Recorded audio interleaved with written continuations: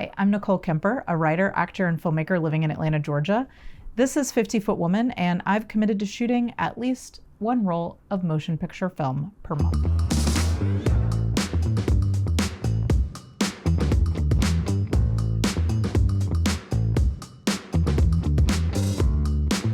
Today, I wanted to tell you all about my experience participating in the 100 Feet of Film competition. This was a filmmaking competition that was a partnership between the Kodak Film Lab in Atlanta and the Atlanta Film Society. We're really fortunate here in Atlanta to have our very own Kodak Lab, and the Kodak Lab puts on a lot of like community engagement type events. They're very focused on getting new and emerging filmmakers excited about working with film. I've previously made a video about their coffee and cameras meetup, which is basically like you go to the Kodak Lab, you get to stand around, have some coffee and some donuts. There's usually some kind of speaker who's talking about their work with motion picture film, or maybe they're shooting something on film. You get to tour the Kodak Lab, and it's really cool. And it's a good way to get to know your local film lab, and also get to know some other filmmakers in the community that are interested in shooting with film. The Atlanta Film Society is a really important organization in my city for independent film. They run the Atlanta Film Festival, which is a really huge film festival in Atlanta. It's been around since the 1970s, so it's also one of the oldest film festivals in the country. They also put on a lot of educational programming. They do a PA academy. They put on screenings. They do a monthly meetup at Manuel's Tavern in Atlanta called Eat, Drink, and B&D, where there's usually like some networking and some kind of speakers. Also this year they co-sponsored the 100 Feet of Film project. The 100 Feet of Film competition is, like, I'd heard of it before. They've done it, I don't know how many years, but I think at least 4 or 5 times before. In the past, I haven't participated either because I was like a little intimidated by the whole situation. I didn't have access to film cameras. I hadn't worked with film in a long time, or the timing just didn't work out. And I've always wanted to participate in the competition, but I've just never signed up before. So as soon as I heard that they were doing it again this year, I jumped at the chance to sign up. I immediately registered a team, even though I had no idea if anybody was going to be interested in working with me on this, and I had no idea what we were going to be shooting. 30 teams signed up for the competition, and it's sort of like a 48-hour film competition, but with like a much larger shooting window. So basically, I feel like I signed up sometime in the fall. Once you're signed up and confirmed, so you do have to pay a fee. It's not free. So you do pay a fee to sign your team up. And then once you're signed up, you can register for a special workshop at the Kodak Lab. That's for everybody that's participating in the competition. So I think there were a couple of different dates to choose from. I did my workshop in November. And so it's an opportunity for Kodak to kind of, it's actually not that dissimilar from the coffee and cameras thing. They take you on a tour of the lab, and there's a little bit of like a seminar about motion picture film and like film emulsion, and just like some really basics of what makes working with film different. And also it's a really great opportunity to meet other people that are in the competition.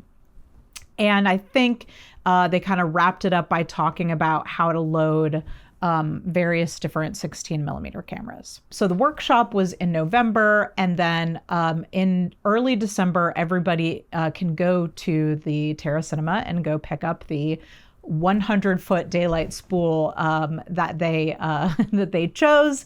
I wish I had a 100-foot spool with me right now, but I checked my film stash and I I currently don't have any 16 millimeter spools on me, but I've done several other videos about 16 millimeter film, including one about the Bell & Howell Filmbo 70DR, which is the camera that we used for this competition. So you can go back and look at that if you want to know more about like what type of film you put in a 16 millimeter camera. But basically we had a couple of different film stocks to choose from. They were all Kodak film stocks. So 50D, which of course is a lower speed daylight balanced film. 250D, which is more faster kind of film, also daylight balanced. 200T, which is tungsten balanced film. So that's for shooting with tungsten balanced light, or sort of like light that's on the warmer end of the spectrum. And then 500T, which is the fastest speed film that they have, also tungsten balanced. So you choose your film stock, and then you go pick it up, and then at that point you're committed to shooting with that film stock. The rules are you get the 100 feet and that's it. So you can't go out and buy more film. You can't include other like digital film, like you can't go out and shoot digital and like combine it with the roll of the 100 feet of film. 100 feet of 16 millimeter film at 24 frames per second works out to be about like 2.5 minutes of footage. So it's pretty tight.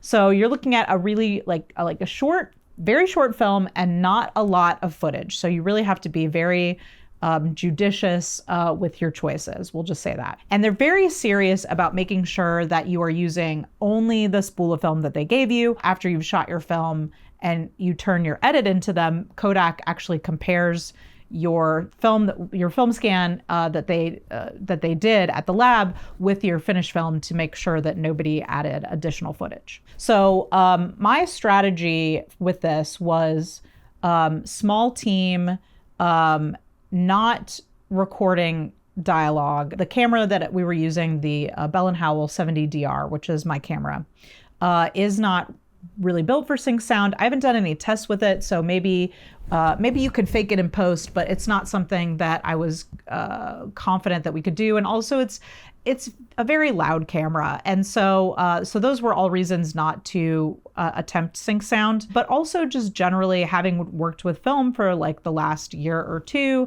and also having shot some films in graduate school on motion picture film. I knew that given the amount of footage that we had, trying to record dialogue with 2.5 minutes of footage was just going to burn way too much film. So the decision was made, no dialogue. So that doesn't mean that we didn't include sound. We actually had a very complex soundtrack. But the idea was, let's do something that's really about relationships, about creating like a mood and a feeling. I wanted to do something that was kind of like a picture and sound collage, where we would have, visuals and then accompanying sounds, and then those sounds kind of repeating and kind of creating this kind of collage feel. So I put together a really small team of people that I've worked with a lot before, and we work really well together. And I knew that it would be like a really fun experience. All of the folks that I asked were really interested in working with 16 millimeter film, and I knew it was going to be a good time, and that it was going to be like a really well-oiled machine. So Sarah Hodges, who has worked with me on a lot of films, we decided to co-direct. She also served as the production designer and set deck. Sarah and I went out together and purchased all of the items. Well, most of the items. She did a little bit of shopping on her own, but we went out and purchased a lot of the items together that we wanted to use for the set deck.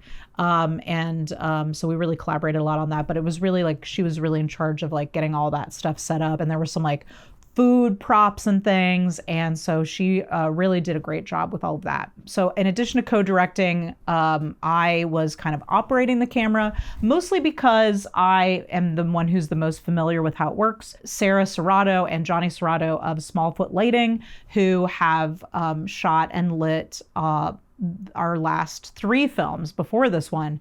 They're really incredible. They work locally in Atlanta, and they just do really beautiful work. They do commercial work as well as narrative films, and they're just really wonderful people. So Sarah was the cinematographer and kind of in charge of, obviously like the look of things. And we kind of talked about, Sarah and I talked with them about what we wanted and what our ideas were. And they were sort of, Sarah was kind of executing the visual style of that and kind of figuring out how that was going to go. And I was really just the camera operator. So I am not at the level that Sarah or Johnny are in that respect. And so we really, as usual, relied on them to really be the visual storytellers on the team. And of course, Johnny was gaffing, so he was executing all of the lighting and everything. And then they also brought their friend Seth as like a grip. And he's been on set with us before doing still photos for one of our films.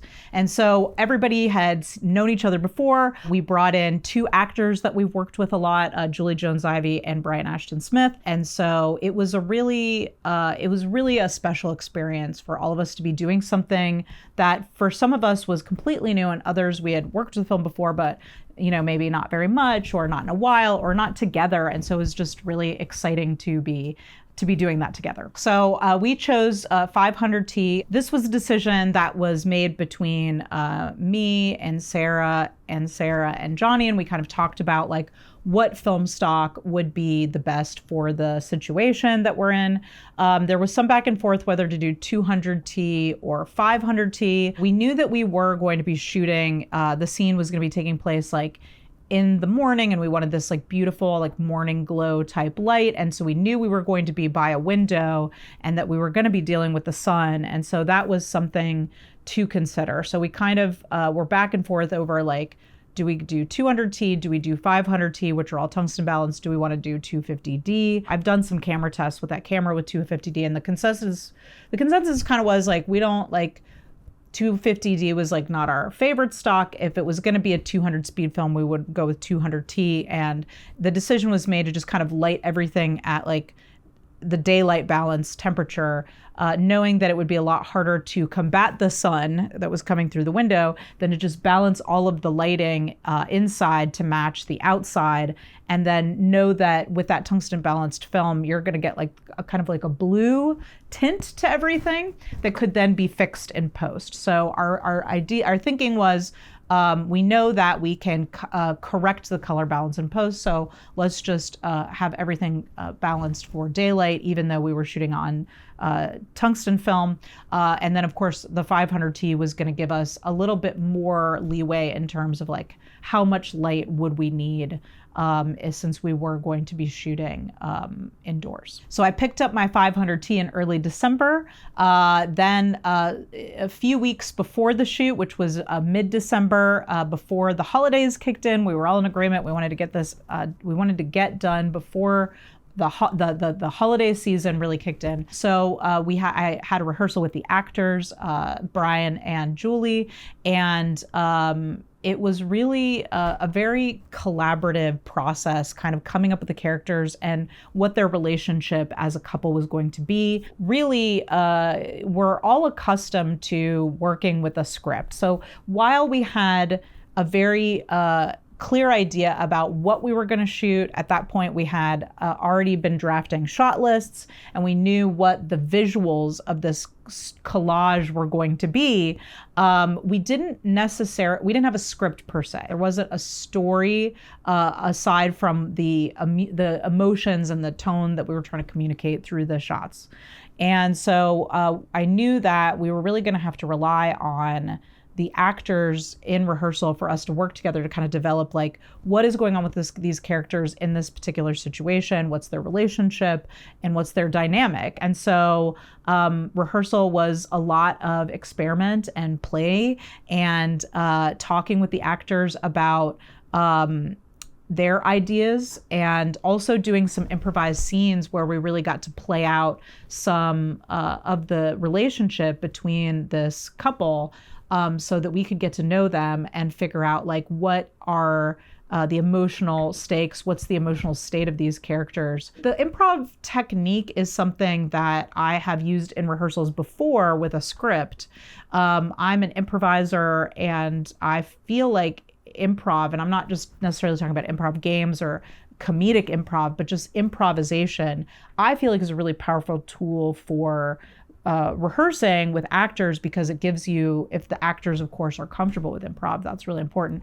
It gives actors, I think, an opportunity to explore things that are not in the script. So what I like to do is get with the actors, and of course, if there's a script, we do like a read through, but then I don't like to hammer the script too much when it comes to film. The actors have their preparation that they do. They're going to come to set with their lines memorized, but we don't want to like overwork a film script. That's how I feel. So instead, I like to spend time improvising scenes that allow actors to play with the relationships and dynamics. So if they're characters that don't have a pre-existing relationship, how can we improvise a scene that plays with that dynamic that they're going to experience in the film? Or if they're like, in this case, a married couple, what scenes can we improvise about their daily life where we can start to build a history that would exist if you were a married couple? You would have a history with each other. And of course, actors are going to do that work on their own, where they're going to kind of figure out what that backstory is. But when we do it together in improv, in some improvised scenes, then we get a chance to kind of talk through it as a group and kind of make some choices together, and that can be really fun. So that is a technique that I have used before, but this is the first time that I've used it with actors to like create the story. And that was so exciting. And so that is definitely one of the things that I'm going to be taking away with me into whatever my next film is going to be, is like, how can we do that again? Whether it's going to be in an experimental type format like this or with a more traditional narrative, how can we together like find a story that was really fun? And I love writing scripts, and screenwriting is wonderful. But there was something really special about finding the characters together and exploring it together. And I think that's something that I'd like to do again in the future. So we shot the film in December, mid-December 2024. We shot for one day. Like I said, it was a really small team. It was me, Sarah Hodges, Sarah and Johnny of Smallfoot Lighting, and Seth. We did not have a sound person on set. It was a really chill day. We got a lot done. We had a really good time. And we had planned everything really carefully. So we storyboarded everything. I used a combination of stills from our location visit and like stills from other films to kind of like create what in order what we thought the shots were going to be. And so that was really helpful. Because we were able to plan so well, we were also able to keep really good track of how much footage we were using, because we knew we had a limited amount. So we were taking really copious notes about everything, how long the shots were, where are we on the footage counter, how much do we have left. And then because of that, we actually did have a little bit of footage left over, so we were able to add a couple of extra shots, including this really cute shot of the table with some salt and pepper shakers that we used for the credits. So I would say planning with a film shoot, and I think I've said this before in previous videos about shooting with film, planning is really critical. And so you want to plan enough that you're not going to be wasting film, but also enough that you have a little bit of flexibility, where if you're trying to compose something and it's not quite working out, or maybe you realize that there's something else you need, that you have a little bit of leeway to discover some things on set, even if it's maybe not as flagrant discovery as you would have with digital footage, where you're just like, let's just roll the camera. I feel like you can't really do that with film quite as much unless you're incredibly rich, I guess, and you just have piles and piles of film. But just having a little bit of leeway to discover and explore and pivot is good. The other thing that I would say is, and this is something I took from working with film in graduate school, is that it's really important to rehearse the take before you actually roll. So making sure that you are comfortable, that the actors are comfortable, that the camera people, if there's any kind of camera move, are comfortable with the shot before you actually press that button and start hearing that film running through the camera. And so obviously you don't want to do it. It's a delicate balance because you don't want to do it so much that you're like missing out on a really, really great moment. But rolling too soon is a mistake, because then you're just going to end up burning film. So rehearsing until everybody feels okay, we're good, we've got a handle on things, let's really go for it. That's, I think, a really good strategy, especially when you have 2.5 minutes of footage. So the film was due back at the Kodak lab on January 7th. So I held on to it very carefully for several weeks until I was able to drop it off at the Dropbox at Kodak. Kodak did the developing and scanning for us, and then we were sent a link to download those scans. We got they were 2K scans. They were really just really beautifully done. We got the scans back mid-January, and our deadline to get our edit fully finished. So cut, sound mixed. If you were going to do any effects, the effects had to be done. Titles, color grading, all of it had to be completed by February 21st. So one of the things that was a nice surprise for us was on the lab, so on the form when you fill it out for the Kodak lab, I did write on there that we shot 500T and that we were planning to fix the color balance in post. I did not expect them to do that for us, but they did. So when we got our scans back, they were not blue. They were actually color balanced perfectly neutrally. And so that was like a real big help for me, because that was less work that I had to do in the color grading. So the edit came together pretty quickly. The film is under 2 minutes.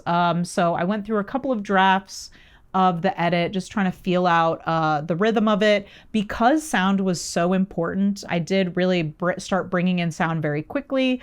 Most of the sounds I gathered were from a sound effects library. I would say the sound work was one of the places where I really pushed myself in this project.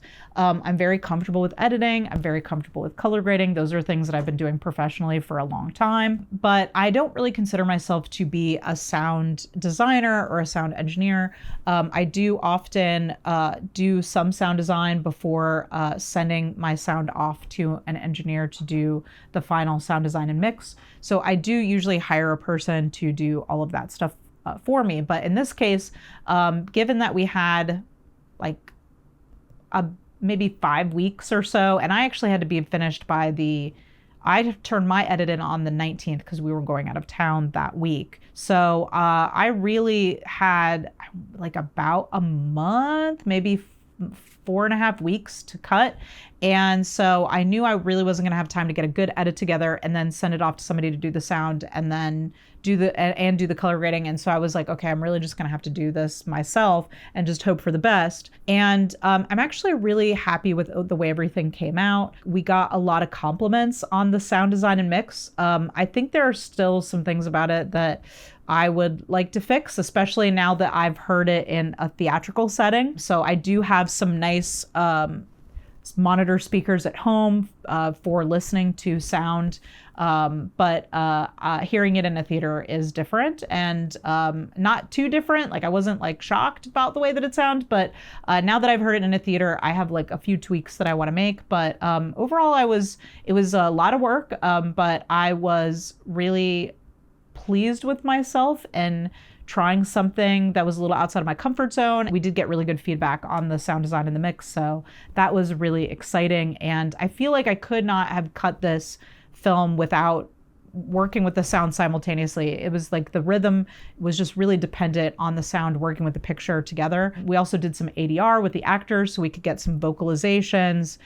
There were some screams, and there was some sighs, and there were some grumbles, and like other kinds of like really like human noises that were really needed to add. And that was really like the final kind of icing on the cake when once all the sound was in there.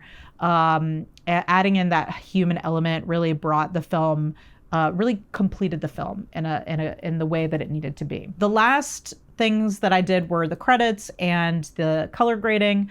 I did not have to do a lot of work, like I said, with the color balance, because Kodak very graciously color balanced all of our shots for us when they were doing the develop and scan. And so really I just added a little bit of extra warmth to everything, because we really wanted that like kind of warm morning glow. And so I just did a little bit of that. Of course I balanced everything, made sure everything was looking at the proper exposure, and added a little bit of saturation, that was lost in the log scans.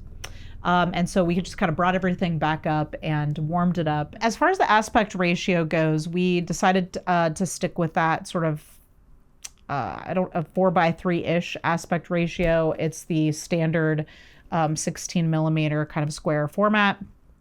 I tried it a couple different ways. I tried it in a 16:9 format and cropping out the top and bottom. And Sarah and I just decided ultimately we just really liked the full frame image. And we were like, this whole competition is about celebrating 16 millimeter. So we don't have to try to emulate the 35 aspect ratio or the 16:9 digital aspect ratio.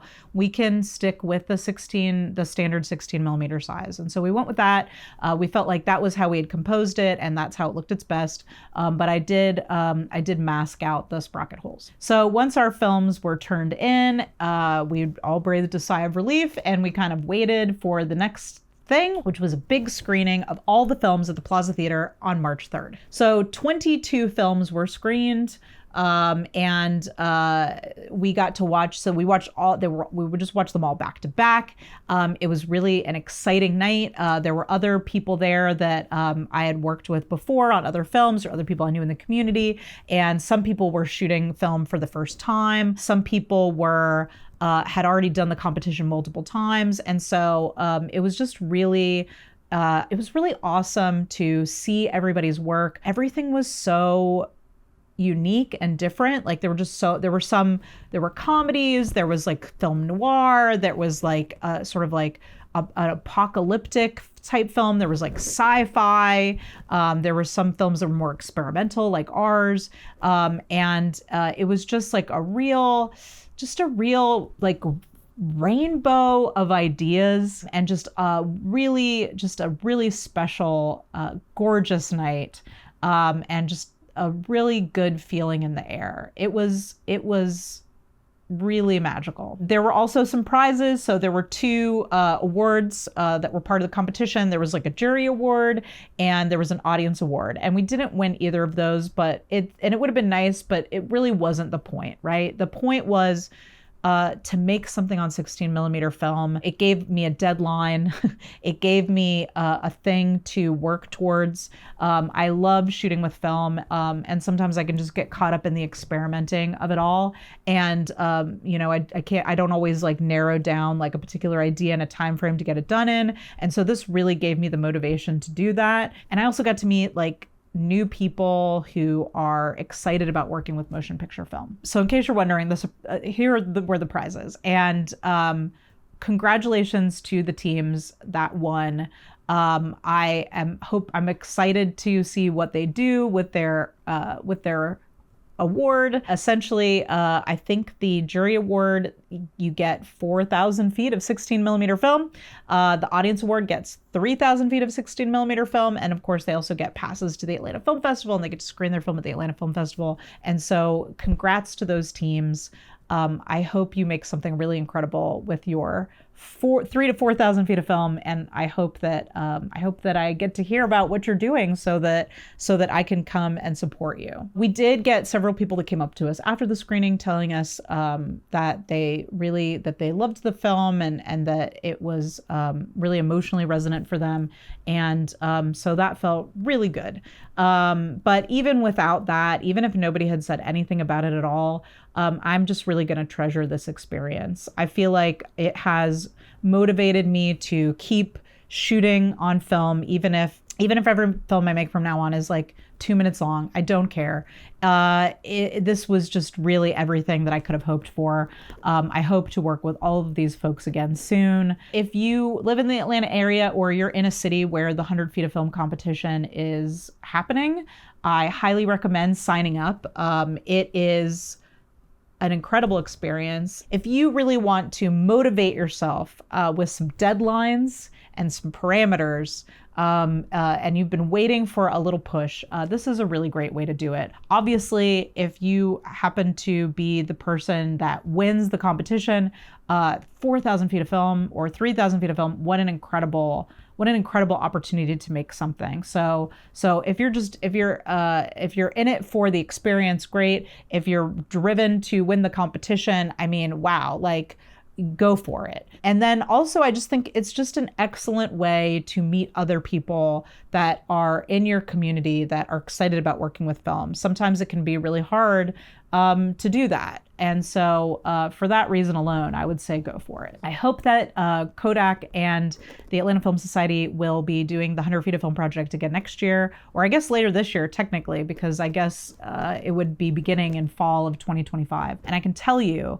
if they are, I am going to sign up immediately. Thanks for watching. If you liked this video, I hope that you'll stick around and subscribe to the channel. The YouTube channel is my production company, Critical Crop Top Films, and all of the videos in this series about working with motion picture film are in the 50 Foot Woman playlist.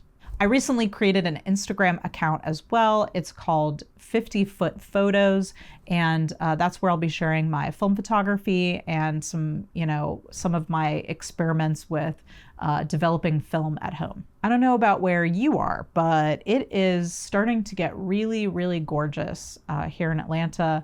It's springtime. In fact, I think on the day that I'm recording this, it might be the first day of spring. So the weather is great. The sun is out. So get out there, man. Get out there, get 100 feet of film, get your friends together, and let's shoot more film, you guys.